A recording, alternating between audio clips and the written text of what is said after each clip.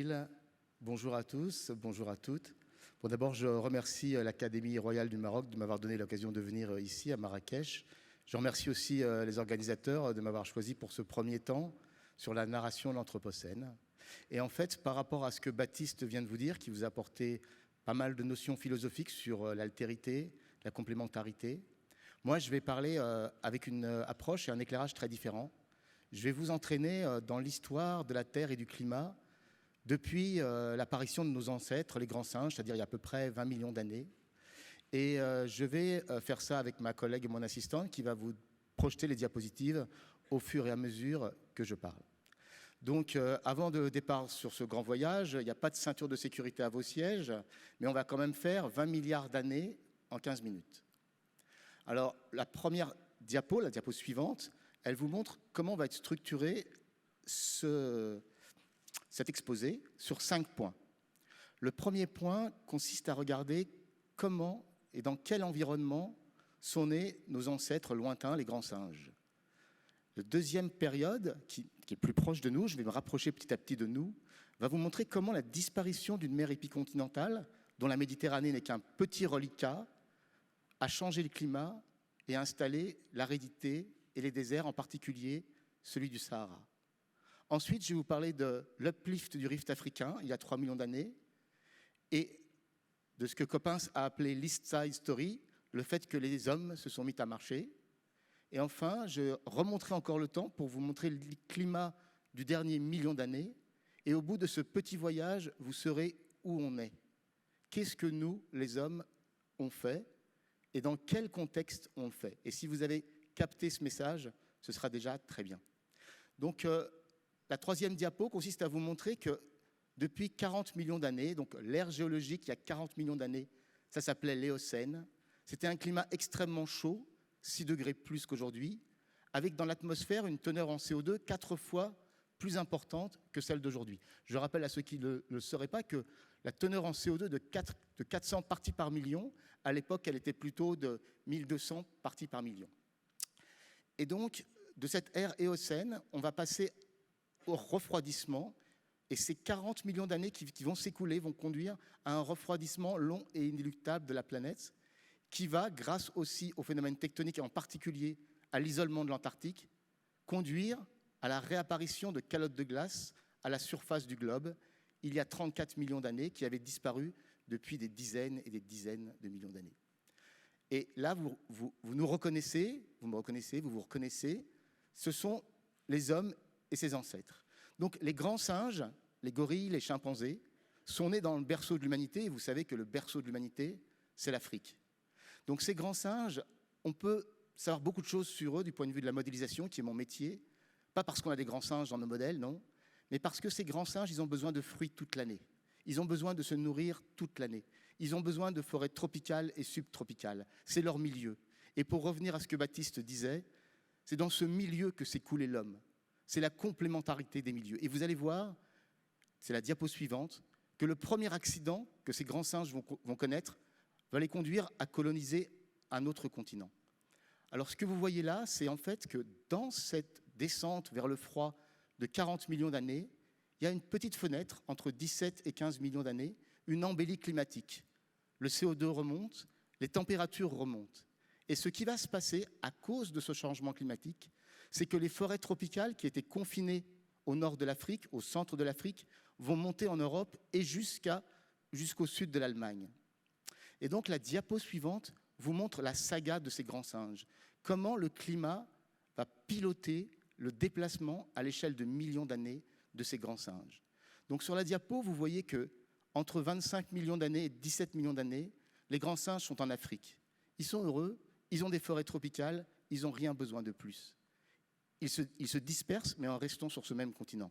Et puis, il y a l'accident climatique dont je vous ai parlé, entre 17 et 15 millions d'années, une embellie climatique, l'environnement change. Les forêts tropicales montent en Europe et les grands singes vont suivre. Les premiers restes de grands singes sont trouvés entre 17 et 15 millions d'années. Malheureusement, cette embellie ne dure pas, il fait froid, et les grands singes vont glisser petit à petit. Une partie de ceux qui avaient colonisé l'Europe, par le froid, vont passer en Asie centrale et puis au sud-est asiatique où ils sont aujourd'hui. Eh bien, cette saga des grands singes, on peut la modéliser. Et sur la diapo suivante, vous allez voir 4 plots. Il y a très peu de diapos aussi compliqués dans mon talk, mais là, il faut faire un petit peu attention. En haut à gauche, vous voyez une modélisation du climat, des températures, de ce qu'on appelle le Mid-Miocene Climate Optimum, cette fameuse période plus chaude que l'actuelle. Et vous voyez en effet que les températures de cette période sont 2 à 3 degrés plus chaudes. Très bien. Mais ce n'est pas ça qui suffit à faire pousser des forêts tropicales. Pour avoir des forêts tropicales en Europe, c'est le deuxième graphe en haut à droite, il faut que le cycle saisonnier soit beaucoup moins fort. Et effectivement, pendant cette période-là, vous voyez que le cycle saisonnier, comparé au cycle saisonnier actuel, est très amoindri. Donc pas de gel l'hiver. Les forêts tropicales s'étendent en Europe jusque, je vous l'ai dit, au sud de l'Allemagne. Les 2 diagrammes du dessous vous montrent que non seulement c'était un climat chaud, mais c'était un climat humide, ce qui est aussi nécessaire pour l'extension des forêts subtropicales. Avec un modèle de végétation, on peut traduire ces résultats climatiques en termes de végétation. Et c'est ce que vous voyez sur ce diagramme-là. Vous voyez exactement ce que je vous ai dit, que pendant cette embellie, l'environnement a changé. Il a permis aux hommes de sortir, enfin aux hommes, à ses ancêtres, aux grands singes, de sortir pour la première fois de leur berceau africain. Et cette période, cette petite fenêtre du Mid-Miocène, c'est une fenêtre qui est très importante pour l'humanité. C'est la découverte par les grands singes d'autres continents. Bon, après, cette histoire va continuer. Elle va relativement mal finir. Ils vont être obligés de quitter l'Europe et l'Europe centrale pour aller vers l'Asie et le sud-est de l'Asie. Mais ça, c'est une autre histoire. Je voudrais maintenant faire un pas de géant et venir à 7 millions d'années dans la période, l'ère qu'on appelle le Tortonien. Là, ce que vous voyez, c'est que parallèlement à l'effondrement du CO2, une immense mer épicontinentale couvrait complètement tout l'ouest de l'Asie, tout l'est de l'Europe, et cette mer, au cours de ces 40 millions d'années, s'est rétractée petit à petit. Elle est devenue de plus en plus petite, et il n'en reste aujourd'hui que des reliquats, qui sont par exemple la Caspienne et la Méditerranée. Alors ça va peut-être vous choquer que la Méditerranée ne soit qu'un reliquat de la grande Thétis, mais c'est le cas. La Thétis était énorme. Et le fait que cette Thétis se rétracte, ça a donné, c'est la diapo suivante, alors là, vous avez les précipitations dans la zone saharo-sahélienne. Et vous voyez qu'au début, quand la Thétis était grande, eh bien, il n'y avait pas de désert du Sahara. Et puis, au fur et à mesure, vous voyez les barres graphes de précipitations dans 2 scénarios différents. Un où je change le CO2, un où je ne le change pas, ce qui prouve que ce n'est pas lié au CO2, mais c'est vraiment lié à la Thétis. Vous voyez qu'il y a un effondrement des précipitations sur cette zone. Et ça, c'est la naissance du Sahara, du grand désert du Sahara, tel qu'on le connaît aujourd'hui. Et c'est dans ce contexte-là que le premier homme est vraiment apparu, c'est-à-dire Toumaï, toujours dans le berceau africain, mais cette fois-ci au bord du lac Tchad. On va faire encore un petit pas de 4 millions d'années, toujours en se rapprochant de chez nous, et on va parler maintenant, non seulement les mers disparaissent, mais les montagnes poussent. Là, vous voyez la reconstitution du relief tel qu'il est aujourd'hui, du rift africain. Et le rift africain, cette épine dorsale de l'Afrique, a fini son évolution il y a à peu près 3 millions d'années. Et l'impact de ce rift africain sur le climat, on peut le calculer. Et c'est ce que Coppens avait dit, juste avec les mains, sans calcul. C'est-à-dire que l'évolution du rift africain avait asséché l'Est africain, que les arbres avaient disparu et que les hommes avaient été obligés de marcher. Donc dans la diapo que vous voyez là, sur les précipitations, vous voyez en fait qu'à gauche, vous voyez les précipitations telles qu'elles sont aujourd'hui, et vous voyez les précipitations telles qu'elles étaient avec un rift africain de moitié, réduit de moitié, la diapo centrale, et pas de rift africain du tout, tel qu'il était il y a quelques millions d'années. Et vous voyez qu'il y a quelques millions d'années, il pleuvait et il y avait pas mal de précipitations sur l'Afrique de l'Est. Et au fur et à mesure que le rift est monté, effectivement, il y a eu moins de précipitations. Et on peut encore une fois utiliser un modèle de végétation, et c'est le troisième, la diapo suivante. Vous voyez encore les précipitations sur la gauche, mais maintenant, ce que vous voyez avec ce modèle, c'est qu'est-ce qui se passe quand il n'y a plus de rift. Eh bien, quand il n'y a plus de rift, il y a de l'eau. Et en fait, tant qu'il n'y avait pas de rift, il y avait des arbres, en effet. Quand le rift est monté, les arbres ont disparu, c'est ce que vous voyez. Cette fois-ci, pas avec les mains comme dans Coppens, mais vraiment modélisé, quantifié avec des modèles. Et vous voyez qu'effectivement, les arbres ont disparu et que ça a été certainement très important pour l'homme. Donc, pour revenir aux propos liminaires de Baptiste, l'homme, il ne fait que partie de la nature. Il l'emprunte pour quelques millions d'années. Et il la rendra. Et la nature continuera d'exister, même sans lui. Il ne faut jamais perdre cette notion de vue. Je vais maintenant faire un autre pas, le dernier pas dans le passé, avant de parler un peu du futur. Cette fois, on va passer au dernier million d'années. Quel est l'environnement de l'homme sur le dernier million d'années? Alors, ce que je vous montre là, c'est un graphe extraordinaire qui finalement a été permis à la fin du siècle dernier, dans les années 90, par les forages de Vostok. Vous savez qu'on peut reproduire par plein de ce qu'on appelle des proxys, des températures du passé. Mais ce qui est extraordinaire pour le dernier million d'années, c'est que grâce aux bulles piégées dans ces glaces qu'on peut dater, on connaît aussi la teneur atmosphérique dans le passé, et ça sur près d'1 million d'années. Et donc on voit qu'on a des oscillations sans arrêt entre des grandes phases glaciaires qui font 80% du temps du dernier million d'années et des interglaciaires dans lesquels nous vivons. La différence, c'est qu'en glaciaire, on a 4 calottes de glace, et ça je vais vous le montrer tout à l'heure, alors qu'en interglaciaire, là où nous vivons, on n'en a plus que 2, l'Antarctique et le Groenland. Et ça, on peut très bien le modéliser. Donc la diapo suivante vous montre les paramètres climatiques. Alors il y a 2 paramètres climatiques fondamentaux pour essayer de comprendre comment varie la cryosphère. Le premier, c'est le CO2, qui est un gaz à effet de serre, comme vous le savez. Et le deuxième, c'est le fait que, sur ces échelles de temps, à cause du fait que les paramètres orbitaux de notre planète, la précession, l'obliquité, l'excentricité de l'orbite changent, on a des installations différentes. Ce sont des paramètres astronomiques qu'on peut calculer très précisément. Donc voilà, avec ces 2 paramètres, je vais vous montrer un petit film qui dure une trentaine de secondes. Je vais vous expliquer ce que vous allez voir. Vous êtes il y a 135 000 ans, au précédent interglaciaire. Il faisait chaud comme aujourd'hui, et la Terre, vue du pôle Nord, vous reconnaissez le Groenland. Et ce que vous allez voir dans les 40 secondes qui suivent, c'est que pendant 100 000 ans à peu près, 2 autres calottes de glace vont se construire. La première sur l'Amérique du Nord, c'est ce qu'on appelle la calotte de glace Laurentide. Elle est énorme, c'est la plus grosse calotte de glace. Elle est bien plus grosse que celle de l'Antarctique aujourd'hui. L'Antarctique, c'est à peu près l'équivalent de 60 mètres de niveau marin.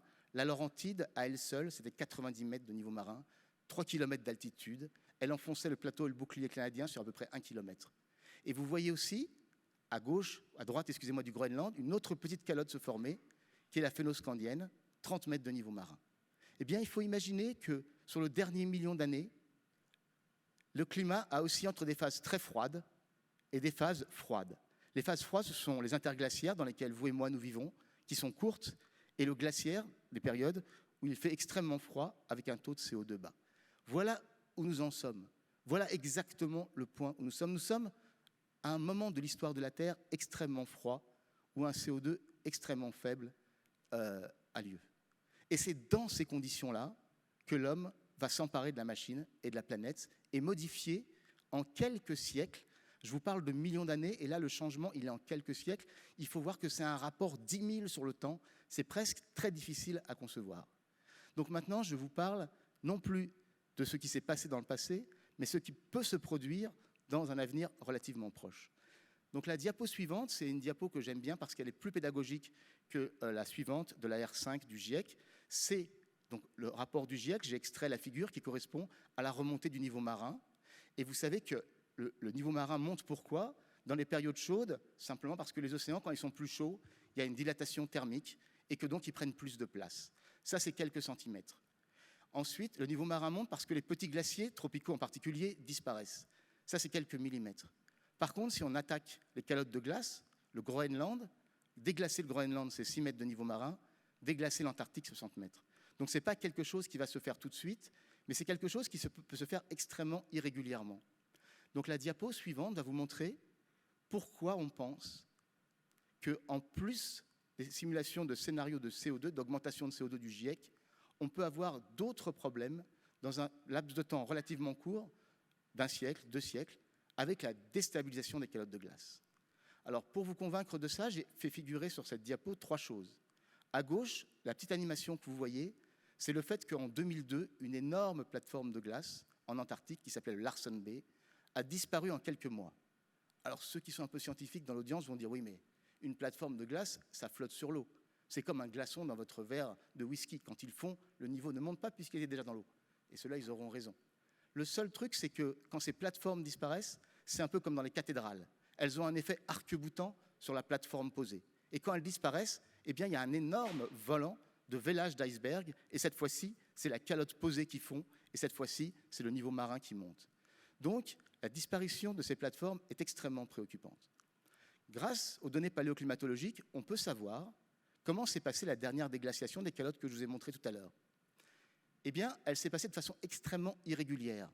Si vous achetez aujourd'hui une glace à votre enfant à la pistache et qu'il déteste la pistache, il va la laisser fondre et la glace va fondre lamentablement mais tranquillement.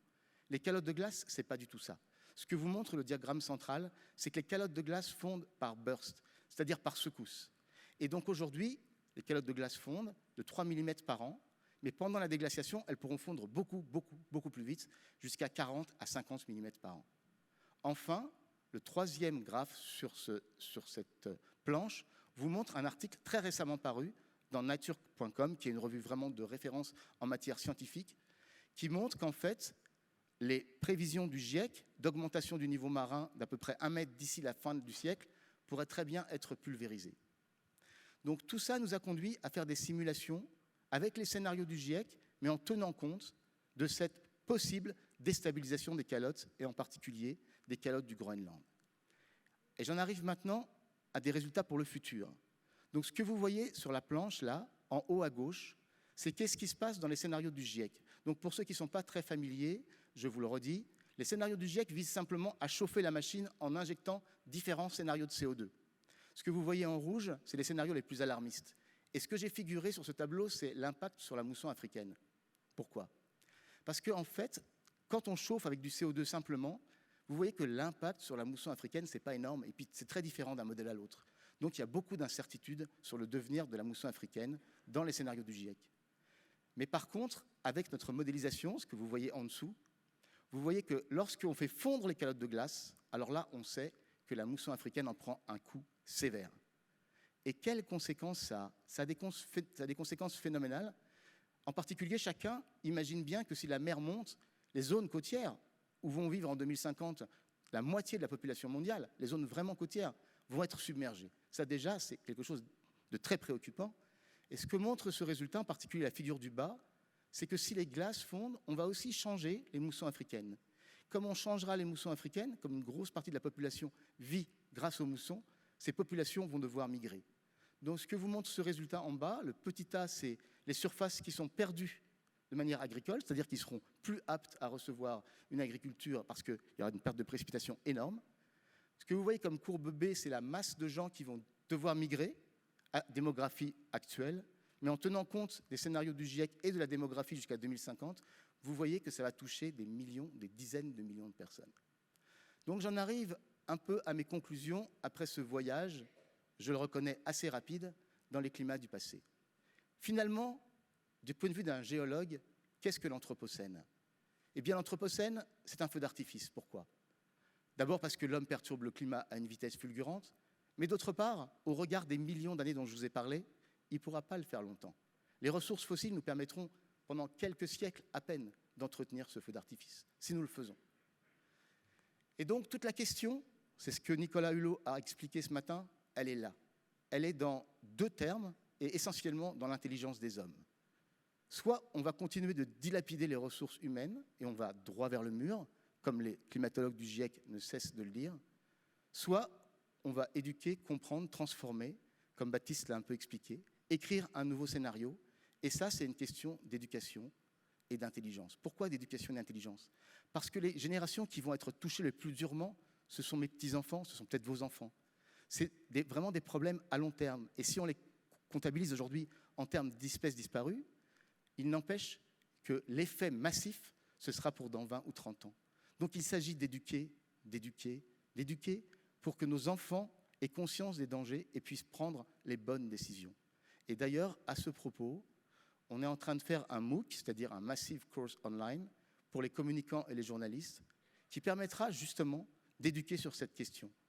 Donc il va y avoir 5 séquences pendant 5 semaines, pendant la COP22 de Marrakech, sur les plateformes fun du MOOC, accessibles à tous, qui expliqueront, avec un journaliste et un scientifique, tout ce que vous devez savoir sur la remontée du niveau marin, du point de vue traitement médiatique et scientifique. Voilà, je vous remercie de votre attention. Merci.